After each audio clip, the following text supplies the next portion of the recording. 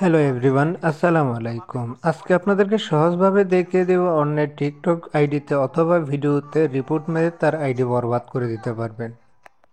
হ্যাঁ বন্ধুরা, আসলেই সত্যি আপনি চাইলেই পারবেন কিভাবে আপনি ব্যান করবেন অন্যের টিকটক আইডি অথবা অন্যের টিকটক ভিডিও। তো এক্সাম্পল হিসাবে আপনাদেরকে দেখিয়ে দেব, সম্পূর্ণ ভিডিওটা ধৈর্য সহকারে দেখতে থাকুন। আর ধৈর্য সহকারে দেখলেই আপনারা পারবেন। তো চলুন শুরু করা যাক। তো আমরা সর্বপ্রথম ভিডিও চুজ করব অথবা যে কোনো অ্যাকাউন্ট চুজ করব। ধরুন আমরা এই ভিডিওতে একটি রিবুট মারব। তো এই ভিডিওটাতে আমরা কি করব, এই ভিডিওটার এখান থেকে দেখতে পাচ্ছেন শেয়ার আইকন, আমরা শেয়ার আইকনে চলে যাব।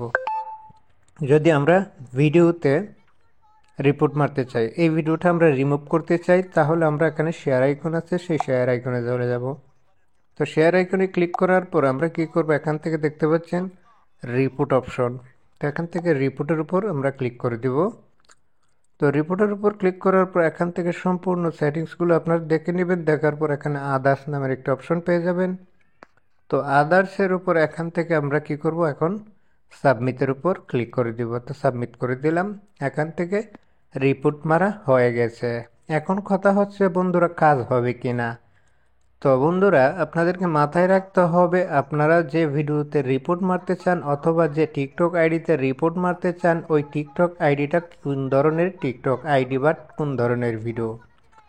তো আপনি চাইলে একটি ভালো ভিডিওতে রিপোর্ট মেরে তার ভিডিও নষ্ট করতে পারবেন না। অবশ্যই কয়েকটা ক্রাইটেরিয়া মেনটেন করে আপনি তার ভিডিওতে অথবা তার অ্যাকাউন্টে আপনি রিপোর্ট মারতে পারবেন।